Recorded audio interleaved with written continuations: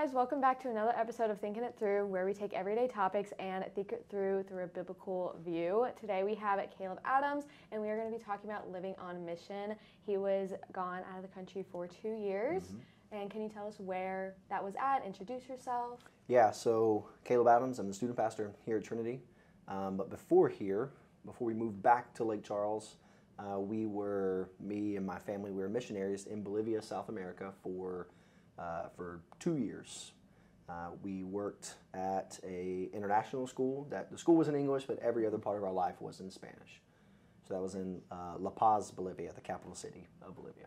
Nice. Can you tell me a little bit about the country, like the culture, the way that the people were, and like kind of the people that you encountered? Because you went to different areas of the country, correct? So the people that we worked with at the school were the one percenters of the country. And so we went there to work with, it's interesting in mission field, a lot of times you think I'm going to work with underprivileged poor people, but these were very affluent, very well-off people who also need the gospel, right? And so it's just a different look at it. But the people who we worked with there primarily were the students at that school, but then you had lots of opportunities all around in the city as well. The city spoke Spanish, and then some other indigenous dialects, but mainly our lives were in Spanish. La Paz, the city where we lived, is at about 11,000 feet in elevation, so very high. The Mile High City has nothing on La Paz. You get there and you're just beat down by the elevation. It's just hard to move because there's no oxygen. We lived up on the side of a mountain, and the school was up on a mountain as well. So to go and do anything in the city, I had to go down the mountain. Did you drive that, or was there like a bus, any kind of like public transportation system? So the rest of the world has lots of different public transportation systems that we just can't fathom here. They did have taxis everywhere. There were no large buses, but they did have things called minibuses, which is like mini buses. And it's like, imagine family vans, but a little bit bigger and everywhere with signs on them. And you can just get in one, pay about 30 cents, and then take you to a place, then you hop right out. And you share them. You shared rides with those little buses. And that's with the public transportation. So was it like an Uber, just like without the app kind of thing? Like, would you describe it as that? But like very rustic, tied down. Very rustic. You'd go to a public place, look for a bus with a sign that said where you wanted to go, or you knew that place would get you to another place you wanted to go. So it was a learning curve. Okay. And then you just hold up your hand. They'll stop. You get in, and when you get out where you want to go, you just pay them about 30 cents, the equivalent of 30 cents. After 6 or 7 months, though, we did buy a car. Maybe not even that sooner. I think we did it sooner. Because with little kids, we moved when my son was 3 and my daughter was 4 months old. And so we quickly realized we needed a car. It was challenging moving around, especially living up a mountain. Challenging moving around with little kids without a car. So we bought a car. It was a lemon. It didn't last long, but it was a car. We bought a car. Exactly. Yeah. How hard was it to like adjust from, because you lived in America, you lived around the lake area for growing up in high school, through all of that. How was it like moving there and adjusting to the culture? What was the culture shock kind of like? Yeah, so I've lived in other places other than the lake area, but this is where I grew up at. Right. And then I was in the Memphis area before we moved to Bolivia. But it's still the South. It's still the American South. And so some of the differences were not only just the difference of North American culture versus South American culture, because technically they call themselves America too. And I was very careful not to say I'm from America, because they would say, wait, we're from America. And so I would say North America. One big part of it was a colder climate. And where this city was, La Paz, it's the capital city of Bolivia, it's like a snapshot of 50 years ago. Like, they're always 50 years behind. The ladies there wear these traditional dresses that come down that are really colorful, and they wear these big bowler hats on top. And people are dressed up very covered all the time. And so just the way that people dressed was different. The religion was different. Even growing up in the North American South, right? There's a bit of Christianese all around, if you know what I mean by that. Like Christianity permeates the culture. And down there, it does permeate the culture, but it's not even really Protestantism, it's Catholicism that permeates the culture everywhere. But it's not pure Catholicism. It's a mixture with some indigenous beliefs. Okay. With the goddess mother of the earth, Pachamama. So they take Mary and Pachamama and they, no pun intended, they marry the two. Right. And then they worship. So it's one, like they think of that as like one being, and okay, I understand. Yep. Interesting. It is. It was quite different. Not really our kids at the school. Our kids at the school weren't really involved in this, but as you would go out in the city, you would see that everywhere. Okay, so your kids also went to the international school did you teach there? Yeah. Okay. Sorry, we got on a deep dive into the culture of it. You spend a lot of time at the school, and all the rest of your time is spent around the city. So you kind of had to disassociate the two because I was in this little pocket of American people, of expats, and then I'd go out and with them I'd speak English, but I'd go out into the city and speak Spanish, and so it was kind of almost two separate lives. Okay. But to get back to your question, in the city or at the school, I was the chaplain at the school, and then I also taught some Bible classes. Okay. My wife, Courtney, she stayed at home for a bit and then realized she had to get a job. She was stuck inside the house because she didn't speak Spanish, so she couldn't go out and have a relationship with anybody. And so she ended up getting a job at the school too, and my son did pre-K and kindergarten there. Did you grow up speaking Spanish, or when did you start to learn that? So I just decided to major in Spanish in college. The Lord led me, I guess. My mindset was, okay, if you're called to go and reach people, and one of the barriers of reaching people is not knowing a language, then I should try to learn language. And so, or learn languages. And so it was the choice of French or Spanish, and because of somebody who was really a big influence in my life, I chose Spanish. And so that helped because I was able to hit the ground and knew quite a bit of Spanish. That's and good. eventually became fluent, or fluent enough. You can like get around. You can just have conversations. I can say everything I need to say and almost everything I want to say, and I can understand anything. So some people may not call that fluent, but it did the job for me. Exactly. You're fluent in your terms, and that's perfect for me. But it was tough. Courtney not knowing the language. She learned emergency Spanish. But I would say, honestly, for anybody who's wanting to go to the mission field in any form, spend adequate time learning the language. Did you know, so kind of getting to the next question of like, how did you know you were called, and like when did you know? Did you know that you were called to like Bolivia at that time whenever you were starting college, choosing to major in Spanish? Sure. Or did you just know that you wanted to go on the mission field? I didn't even know I wanted to go on the mission field, honestly. I mean, I think I personally just enjoy culture, and I enjoy different cultures, and so that kind of helped into that. But it wasn't until maybe 2019, right before the pandemic, I went on a mission trip to Greece with my church, kind of a scouting trip. We partnered with an IMB missionary, and we were going through the mountains of northern Greece, looking for Muslim towns that were unreached, unengaged, uncharted on a map for our mission organization. So that means these little end-of-the-road Muslim towns that would have a mosque but no Christian church would never hear the gospel. They're like pocketed away. They're pocketed away. And you don't just happen to end up in that town. You have to try. It's not a pass-through town. You have to try to go there. Right. And so I saw these people, and I was like, these people will never hear about Jesus. And it broke me, honestly. And so I remember video FaceTiming my wife. And I was just like, babe. And she was like, no. And I was like, come on. I know we need to go to the mission field. And she was like, no. And I didn't know at the time that God was already working on her heart to want to go in the mission field. Right.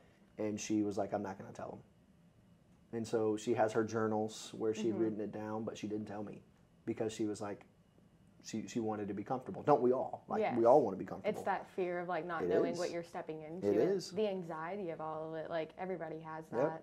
Yep, it is. Right. And I felt that a lot when we went prepared to go and sold everything. Like, it's that comfort and holding on to things. But through the pandemic, we started just going, okay, what does this look like? We looked at one organization, it didn't work out, and then we looked at another organization called NICS, Network of International Christian Schools, and they are a teaching organization. So their method is start a school in a country, teach English. People will want to come to the school to learn English. Right. But the cost of learning English is, well, you're also going to have to take Bible classes, Right. and we're going to share the gospel with you, which is a great method. Like to The introduce schools, the kids, absolutely. because once you start learning it young, it sticks with you. Or even at that high school stage, whenever Yeah. you're forming like your own opinions and what you believe Mm-hmm. as well. Well, yeah, they're really formative in those years. But what a lot of Americans don't realize is the rest of the world wants to learn English. Right. It's the world language, and whether other countries do not like America or not, it doesn't matter. They want to learn English and they want to come to America. And so to have an English-speaking school, people will just write off on whatever to say, yeah, sure, this Bible thing, I don't care. Just let my kid learn English. So at our school, we would have diplomats from all over the world, Japanese, Korean, you name it, people who were definitely not Christian. And their kids had to come, and I was sharing the gospel with them every single day at school. And so it was really cool. But for us, we were praying through, okay, we both knew we needed to go to the mission field. And one of the biggest questions that I've got that I've had people ask me is, how do you know? Like, how do you know? Do you just, what if it's the wrong decision? About the same time, I read a book called Just Do Something by Kevin DeYoung. And he says, a lot of people talk about God's will like a magic 8-ball, how you shake it and then something pops up. Or like a maze to where you're going to take one turn and God's like, ha, they took the wrong turn, right? That's not God's will. God's will, he has black and white things in Scripture. Don't murder, honor your father and mother. Those things are clearly spelled out. And then the rest, you use godly wisdom. And you ask the question, what's going to honor God most? And as you go to take a step, if the door closes, then you know that's not the right step. Right. And so we took a step toward one organization, it didn't work. Took a step towards another one, and I submitted my resume and everything. And because I'm not a full-fledged teacher, my options were limited. Right. But we did specifically pray for a Spanish-speaking country because of What you already knew. Correct. You already had that under your belt, and you knew Correct. that it would come in handy one day. Correct.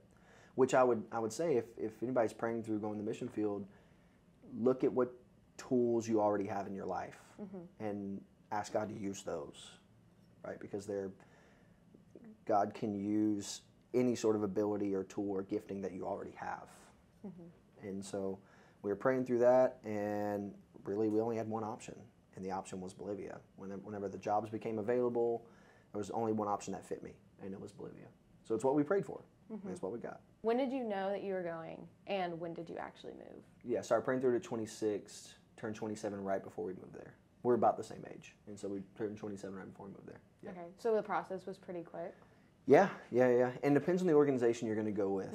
An organization like the IMB, International Mission Board, it's going to take longer. Right.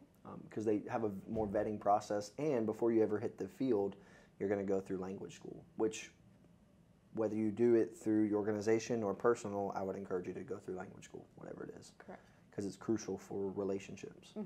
But it was about a year and a half process for us. Felt like it took forever. Yeah. It took forever to find out where we were going to go. Okay. The waiting process to find out what jobs were going to be available is what took forever. Once we got the job, then it was 3 months. But in that 3 months, we had to sell both cars, house, everything we own, get all the paperwork. It was a process. Yeah. So how did you know that you were going to end up, did you know that you were going to come back to North America, or did you plan to stay in Bolivia for like 10, 20 years. Yeah. One of the reasons why we sold everything we did, we kept very few things, is because we were planning to be there long term. Like we were planning to go for lifers. We quickly realized that not only was language a barrier for community, but we personally had some things to work on. And it made our time really tough there. And we were on a 2-year contract, and so that first year was pretty tough, as it would be for anybody.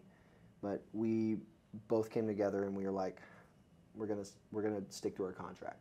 God called us here for this time, so we're gonna stay here through this time, and ask for Him to give us a release to go back. And a part of that release is praying for a job and God providing a job. Right. It wasn't here, but I worked somewhere else before here, and God just provided a job off a cold email and gave the job. I guess the turning point was the mission field is a pressure cooker for your life. It is, if there's undealt with sin, if there's undealt with things from your childhood, it's going to come up. It's going to come up because, especially if you're there with a spouse, you're relying on your spouse. Right. And if you're not, then you have a lot of time introspectively, and it's going to pop up. And so it was a pressure cooker for my flaws, my insecurities, my childhood things that I never dealt with, which really gave me some perspective, because when we were looking to go with the IMB, honestly, they were like, hey, you should consider getting counseling. And we were like, no, we don't need counseling. It's fine. And I don't think it was because they saw red flags, but just because we had never had any.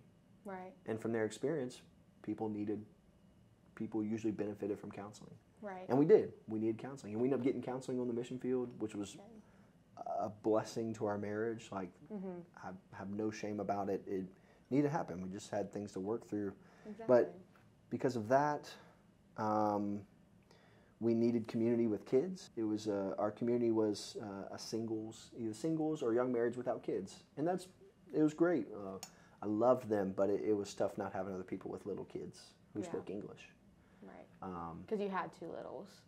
Yeah. Right. Because because they were small. Yeah, they were small. And so we went thinking we were going to be lifers, and then quickly, I would say about a year in, knew, okay, we'll be here another year. You know, we accepted the calling, and then accepted the calling to come back. Right. I don't know if the Lord's done with us yet in the mission field. We'll see. We've talked about it some, but we'll see in the future. Maybe let them grow up just a little bit, you know, teach them some Spanish. Do you talk to your kids like in Spanish or any of that so they can learn it? It's tough. It's tough. I mean, there's some phrases that I'll say. My daughter, so we actually had a lady who worked at our house. In our culture, that kind of seems a little weird, but it wasn't. My boss at the school was like, trust me, you want this person to come, and it'll be a great blessing to her. We paid her what was more than a fair wage to her. It's not very much money in American money.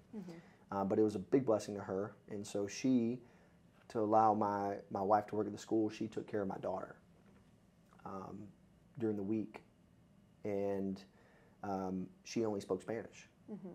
And so she spoke to Ada, who is 3 now, but was like 4 months to 2 then. She spoke to Ada only in Spanish. And so for a bit there, Ada understood almost everything in Spanish. Right. She's lost it now. I think she could get it, but she's lost it. It's tough, especially since it's not my first language. Right. If Courtney and I spoke Spanish together, then yeah, we probably would, but it's tough when it's not your first language. So back to your life back in Bolivia, what were your goals for whenever you were there, and like what specifically did you do to obtain those goals? Like, what are the goals that the company sent you with? Did you have like certain number markers that you had to hit? Like, how does that work whenever you get assigned to go somewhere to go live like on the mission field?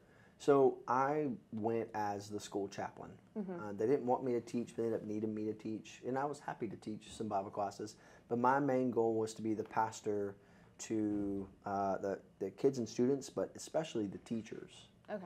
Because it's a teaching organization. So a lot of, almost everybody there are teachers first and missionaries second. And so I went, and my goal was to help them see, hey, listen, we're all called to be missionaries. And the way that you're doing that is teaching. And so it was hard to quantify that goal because it's not like I was leading the teachers to salvation because they already profess Christ. And so what I really tried to focus on was spiritual growth and holiness. Okay. And keeping your cup full to make sure that they can pour out.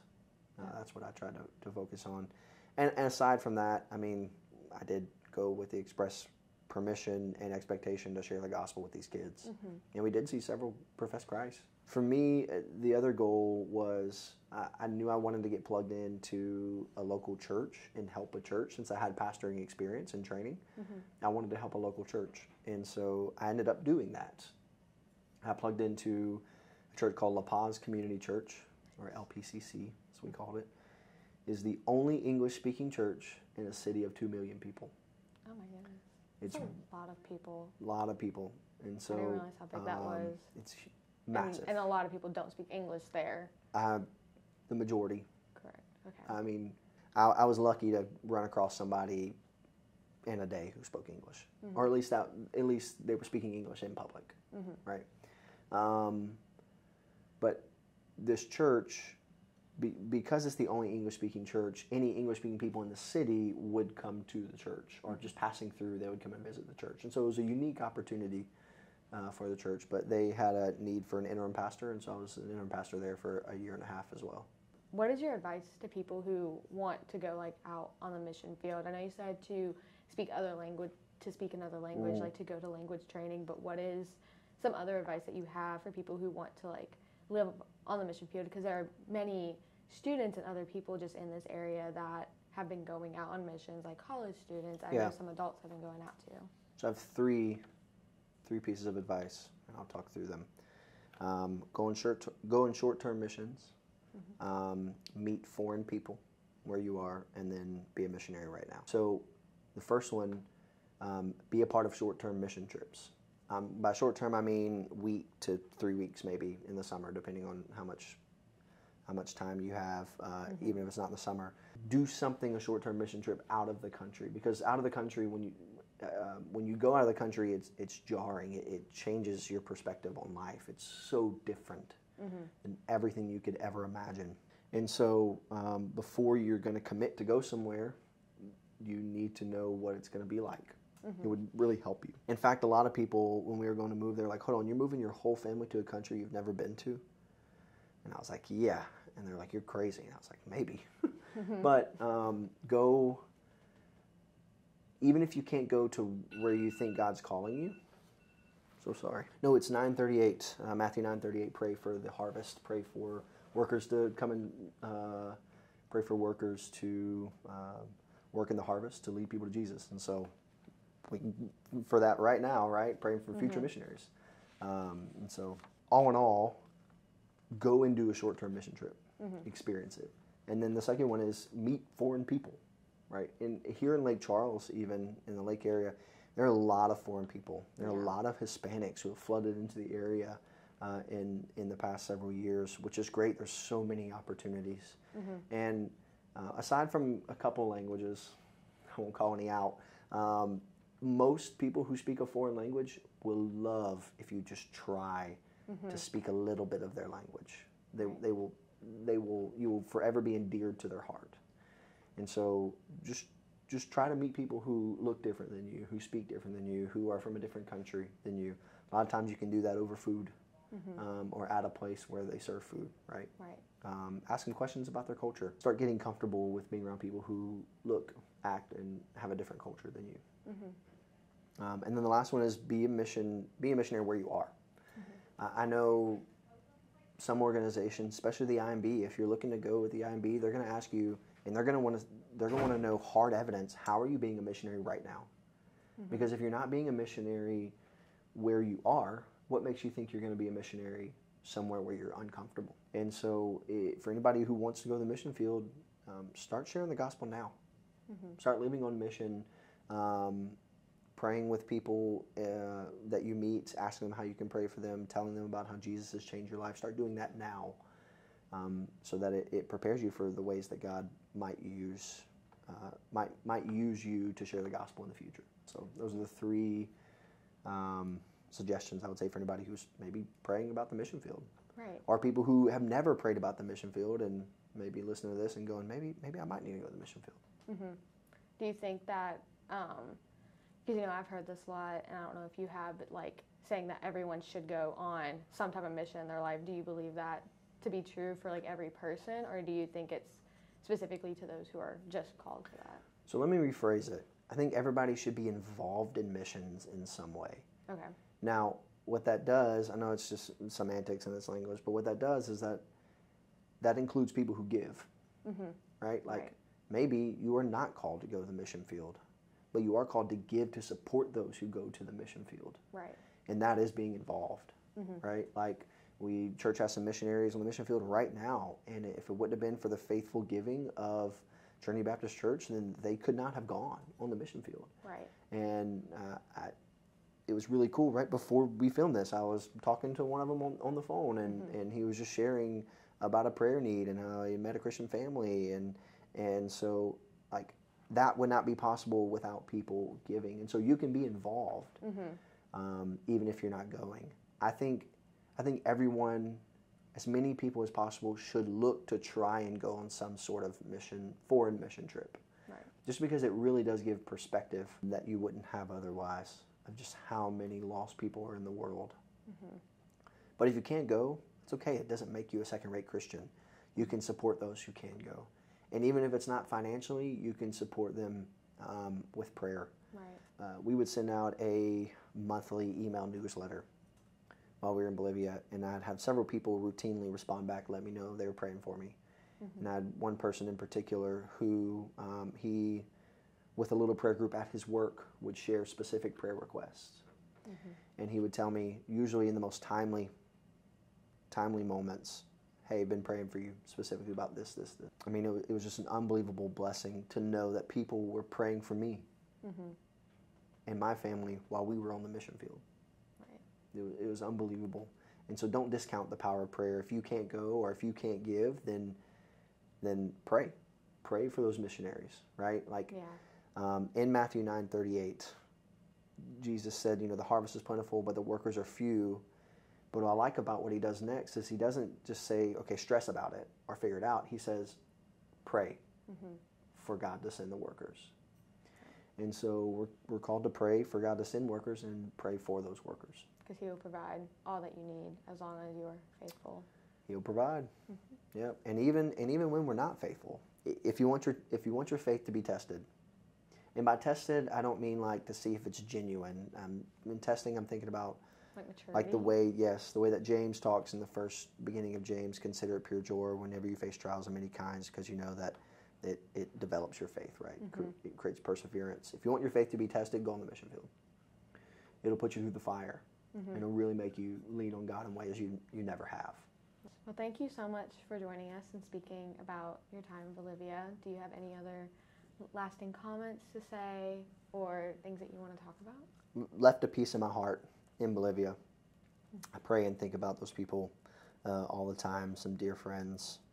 And when you go to another country, you'll see that these people, although they may look like you and have different history and culture and mindset, they are all made in the image of God, and need a Savior just like we do. And so I guess my last challenge for anybody listening to this would be just ask God, does he want you to go? That's it. Ask God, do you want me to go? You might be surprised at his answer. Maybe his answer is no. That's okay, but just ask him. Because if you never ask, you might never know. All right. Well, thank you so much. And if you guys want to watch another episode of the podcast, you guys can leave questions down below and we can answer them. And we'll see you guys on the next episode. Bye.